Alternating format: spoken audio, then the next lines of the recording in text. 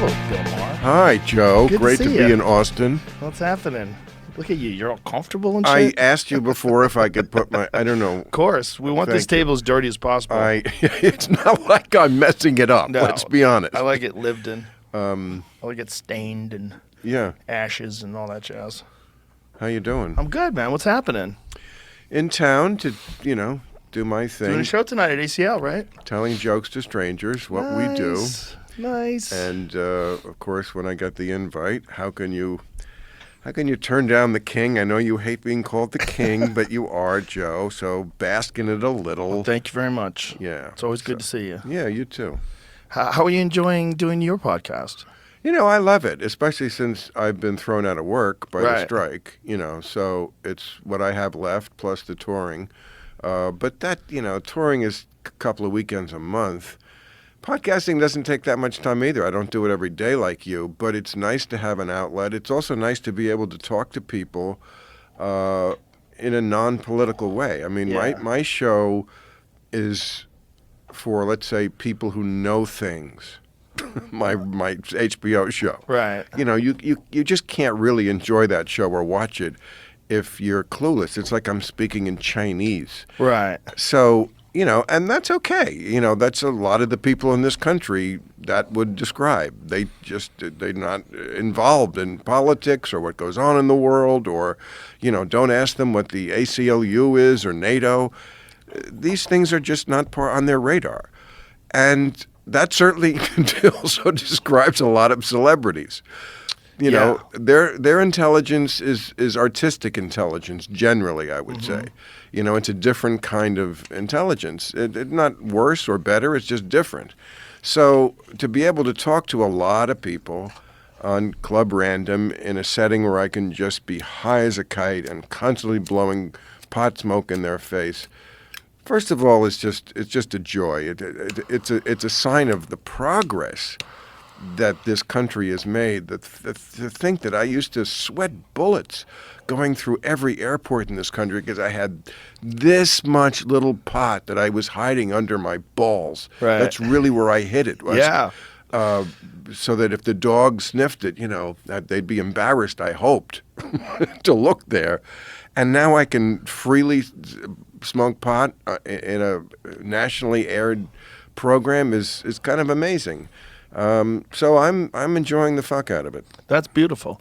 Yeah, it's also nice to have like a pretty completely open format so conversations can really air out. Right. When you don't have to Yes. worry about running out of time. And Right. you also can kind of let them breathe a little, because sometimes you really want to let someone talk for a long time before you try to interject and pick apart their argument. You really want to, I want to know what you're really Yeah. thinking. I don't want to be confused. Again, that's kind of what you pioneered. Yeah. And we're grateful for it. And I do like that. I also find it's interesting.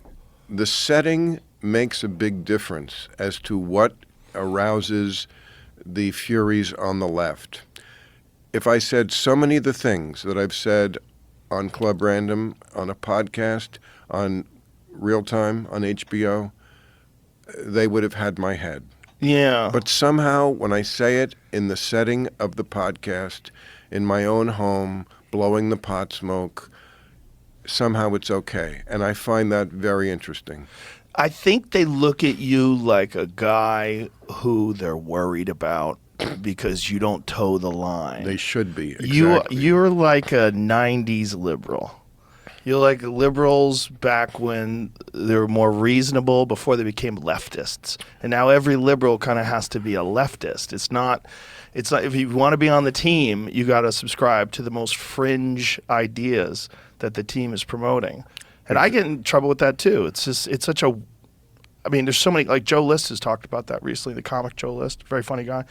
And he was talking about I'm a 90s liberal. He goes, what? I didn't change. It's like everybody else kind of changed. It got real weird, like what you're allowed to disagree with and not to disagree with. And, it's strange. I'm always trying to make the case that liberal is a different animal than woke. Yeah. Because it is. And you can be woke with all the nonsense that now implies, but don't say that somehow it's an extension of liberalism. Right. Because it's most often actually an undoing of liberalism. It's a so new you thing. can have your points of view and your positions on these things, but don't try to piggyback on what I've always believed. I have always believed, as liberals do, for example, in a colorblind society, that the goal is to not see race at all anywhere for any reason. Yes. That's what liberals always believed all the way through. Obama, going back, Kennedy, everybody, Martin Luther King. That's not what the woke believe. They believe race is first and foremost the thing you should always see everywhere, which I find interesting because that used to be the position of the Ku Klux Klan, that we see race first and foremost everywhere. Yeah. So, again, you can have that position, but don't say that's a liberal position. You're doing something very different. I think the idea behind it, I think I understand their idea. The idea is that the society is imbalanced. And so in order to address that imbalance, you're going to prop up as many minorities as possible, make as many opportunities for minorities as possible, and get it to a position where there are, like, white people are a minority. And so that's not a concern anymore. And that through that, somehow or another, you'll achieve equality. I think the way to achieve equality is your way. I think the colorblind way is the way to really, truly achieve equality and to truly judge people just on their merits. But also recognize that if we don't address the problems in this country as far as like how disenfranchised some people are and how horrible some communities are that people grow up in and people find themselves stuck in with no recourse, no way out, no role models, no nothing, no financial opportunities. That's what our real problem is in this country, more than it is race. It's extreme poverty and extreme crime, and that these things don't get addressed over and over and over again. And in fact, a lot of the policies that you see coming from places like San Francisco and Portland, and they just exacerbate it. You're just seeing stores close because, like, okay, you can't just steal. You can't just have everybody just walk into Walmart and steal. I was watching a video where they were showing a Walgreens, and they had everything chained up. Chained. Oh, yeah. Chains. Even minor little things. Yeah, little like, things. Like frozen food dinners. Yeah. Yeah, they had the frozen food section chained Right. off. No, again, that's not... Liberalism was never... shoplifting is progressive. Right. Yeah.